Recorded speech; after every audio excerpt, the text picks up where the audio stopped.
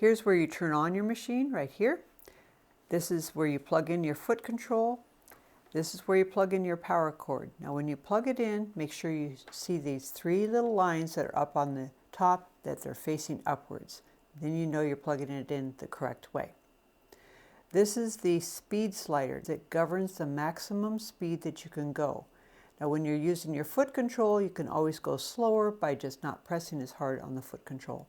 But if you're doing something careful like applique or free motion, you may want to have it at a slower speed. This is the USB port where you can put a thumb drive for additional storage of your sequences on your machine.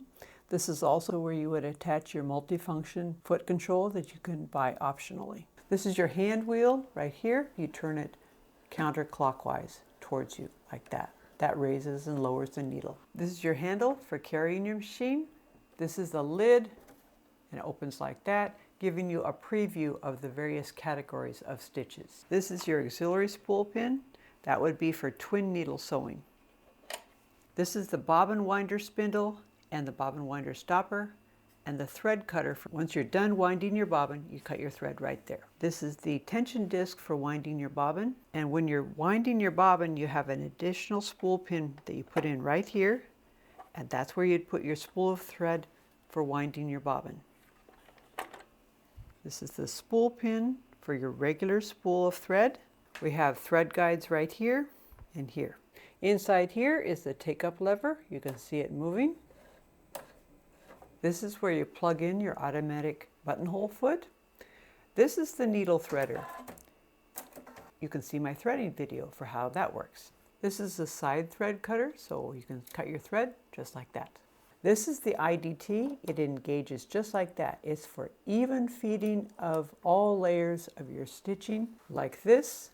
You can see I've got batting here and it made a nice even edge. Now you want to make sure that you're using the IDT with feet that have this notch in the back, not with this kind here. So you would disengage it for this and you would engage it for these kind of feet here. This is the accessory tray and it can come off like that. And we have storage in the front for your most frequently used items, including places that you can put your presser feet right in here. And bobbins can go up here. Also, this can lift out and you can use that for other storage. This whole tray comes off like this and you can put additional accessories underneath. We also have a back storage here, and this would be where I'd put my buttonhole foot or any other accessory that you want to put in there. Also, this gives you a free arm right here, which is great for hemming pants and jeans.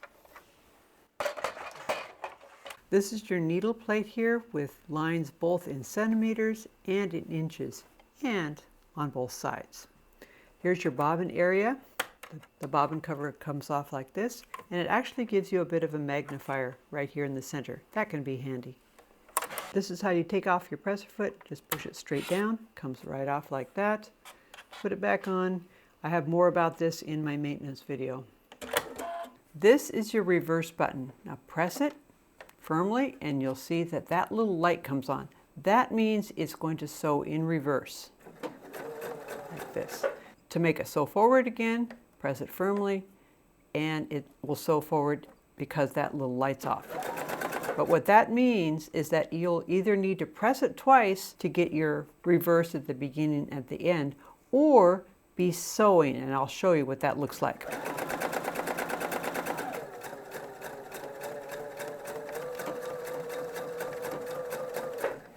Notice it went in reverse as long as I pressed and held it, and that little light didn't come on. So make sure that you're in motion when you use this button. Otherwise, if you do want to go in reverse, just press this and that little light comes on and you can sew in reverse, which might be useful if you're repairing a hole in your pants or something like that, if you need to sew in reverse. And there's our nice back stitch. Keep in mind also when you back stitch, it gives you one little additional stitch at the end before it reverses and comes back to stitch forward again.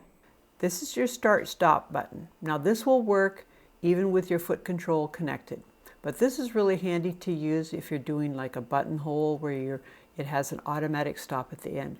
But you press it to get going and you press it again, have your machine stop. This is the needle up, needle down button. You press it once to get your needle to go down, press it a second time, and it comes back up. This is a presser foot lifter button. Press it this way and it comes up. You can press it a second time and it goes extra high for those lofty fabrics. This is your presser foot down and it goes all the way down. Press it a second time and it comes up. So at this point you can move your fabric around a little bit if you need to. Now, when you start sewing, even if your presser foot is up, when you start sewing, the presser foot will come down by itself. When you have your presser foot up, there is no tension on your thread. And when you have your presser foot down, there is tension on the thread, including when you have that small lift like that, there's still tension on the thread.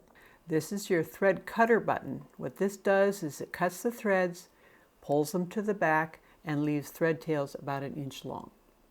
This is your tie off button. You push this at the beginning of the seam. It gives you a tie off. And then lift your foot off the foot control and start sewing again. When you get to the end, press it again. And it will give you a nice little tie off. Now I'm going to use the cutter button.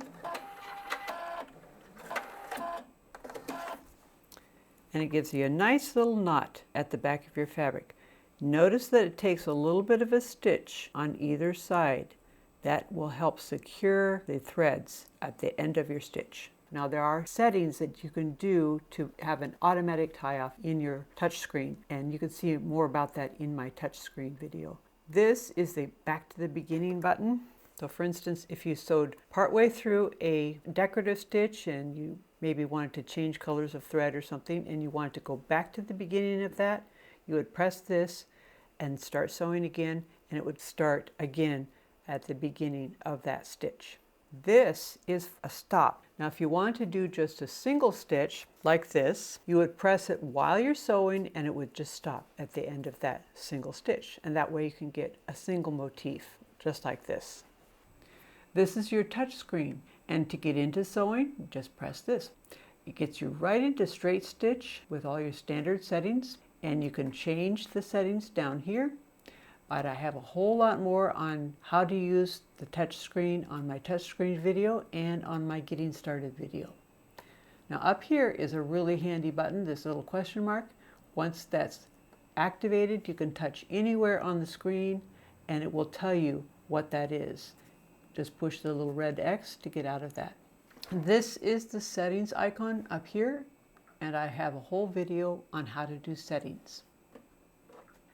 If you found this video to be helpful, give us a like.